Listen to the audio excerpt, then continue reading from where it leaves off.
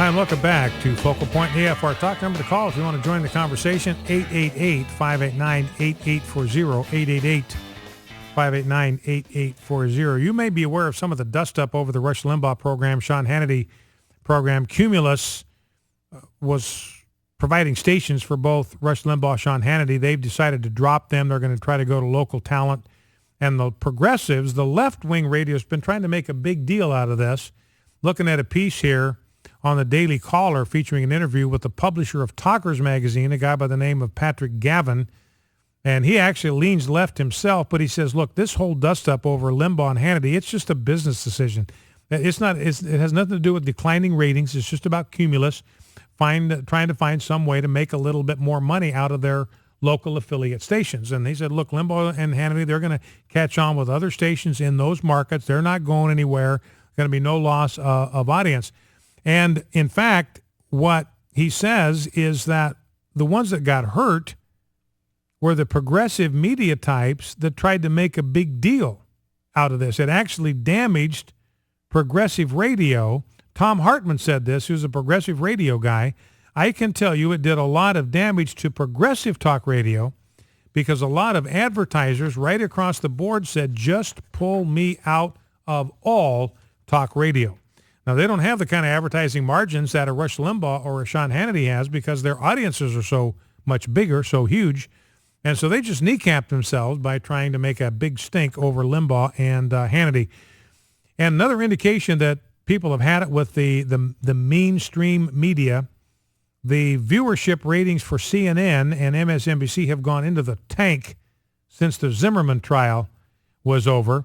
CNN's ratings after the Zimmerman trial are down 32%. Headline News, which is a CNN sister station, that's down 50%.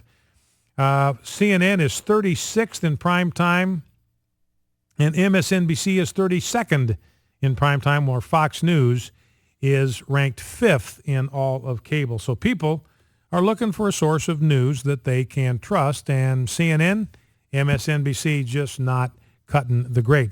Now let's play the last Michael Scheuer clip because, you know, what President Obama has tried to do, in fact, Rob, let's follow this one up with the Krauthammer clip. I think it's number 15. Get number 15 ready to roll after we play this one, the Krauthammer clip.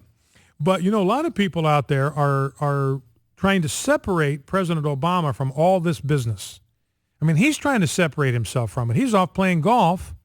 Well, they're talking about what Muslims are trying to do to our embassies all over the Middle East. But Michael Scheuer says, look, here is the deal. When it comes to the CIA, it is an extension of the Oval Office. Let's listen. So this administration has spent a lot more time, effort, and money trying to silence its own employees, CIA officers, than in going after the murderers who killed 4 Americans. What's the point? What is the secret they are trying to hide, and why? You know, was the ambassador up to something on the ground that they don't want to become known? I don't know. The left now is trying to blame this on the CIA, saying that, well, the CIA was supplying guns to Syria through Libya. Well, what the American people never understand, and it always... Whoop, just kind of seized up on us there. But what he goes on to say, and I'm sorry we didn't get that soundbite. I had a technical problem with the soundbite there. But what he went on to say is that the CIA does not do anything except on orders from the president. It's like an extension of the president's own authority, like an extension of the Oval Office. So everything the CIA is doing, if they were running guns out of Benghazi, which is what I suspect, we've suspected that from the very beginning. We've talked about that virtually for a year and a half since the attack. Well, however long it happened. It was September of 2000 and was it September of 2011 or 12? September 2012. So that was just about, 8 months ago. But almost right away, we began talking about the fact there was a likelihood that they were running guns out of there. The guns they took from Gaddafi, they were shipping to the Muslim rebels in Syria. So we've been talking about this for some time. And the point that Scheuer is making, look, the CIA is never going to do anything like that except acting under direct orders from the president. This goes right in to the Oval Office. Those 35 CIA employees that were on the ground there, they were there because President Obama wanted them to be there. The fact that their identities are being changed, their names are being changed, they are being dispersed throughout the country, that is President Obama's doing. He cannot separate himself from that. Now, Charles Krauthammer makes the same observation here in clip 15 about President Obama's relationship with the economy. And you'll notice that President Obama always tries to present himself. He's been doing this now for 5 years if you count the campaign. It's just a perpetual campaign for him. It's all he does is campaign, doesn't govern, he just campaigns.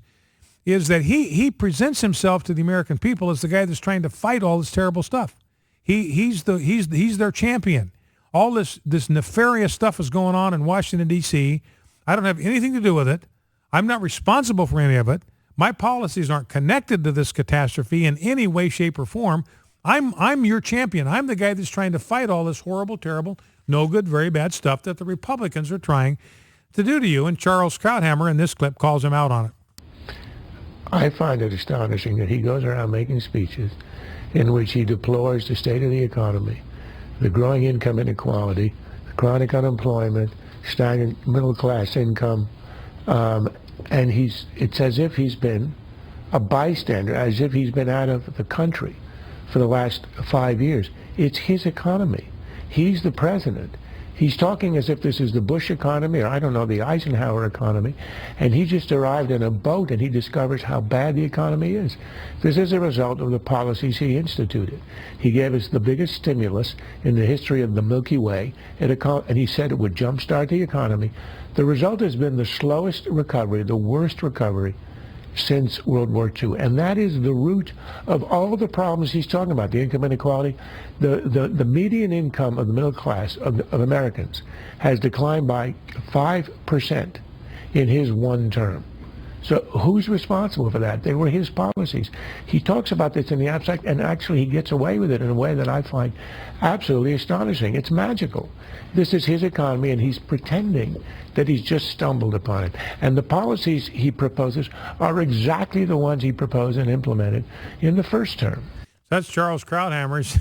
He says, look, President Obama is trying to create this impression, and gullible people buy it.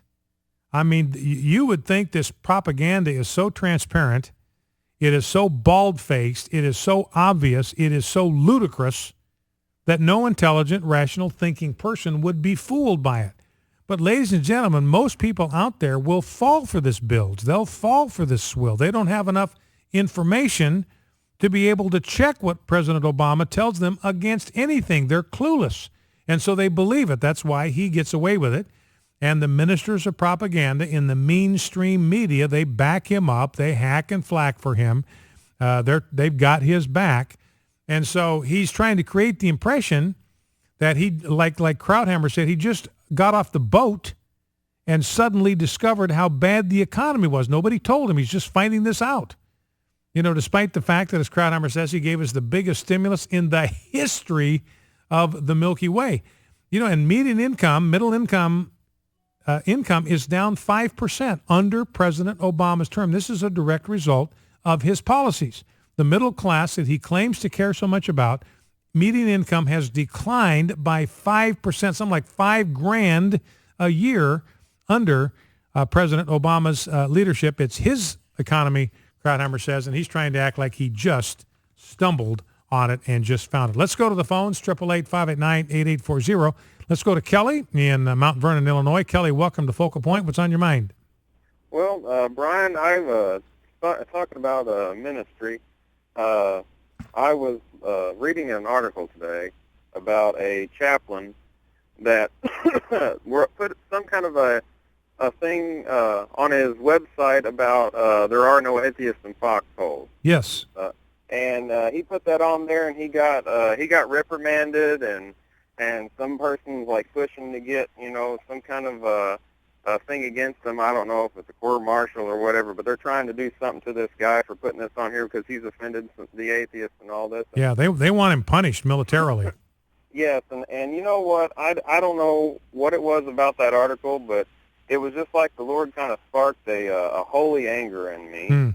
And I think that every person listening to this show, every person out there, every pastor, every music director, everyone that's out there just needs to say, you know what, enough is enough. Hmm. We are going to write our congressmen, we're going to write our senators, and we're going to write the Joint Chiefs and say, you know what, let's put an end to this. I think it's to start today. I think every person needs to take 15 minutes, write 3 letters to one of those people, and say that, you know what, it is time to, to give religious freedom back to the chaplains within the military. They do their job. They do it they do it unconsciously. They go out into battle. I've seen, everywhere from the Catholics, to the Baptists. The Catholic priests will be out there on the battlefield. You'll see countless stories where they're giving last rites and things like that to the people that's in the middle of battles and things like that. And then we have the gall to sit there and tell them that they can't say something in a news article to the Christians that's out there. I think that is just absolutely ridiculous and unforgivable. We need to stop this.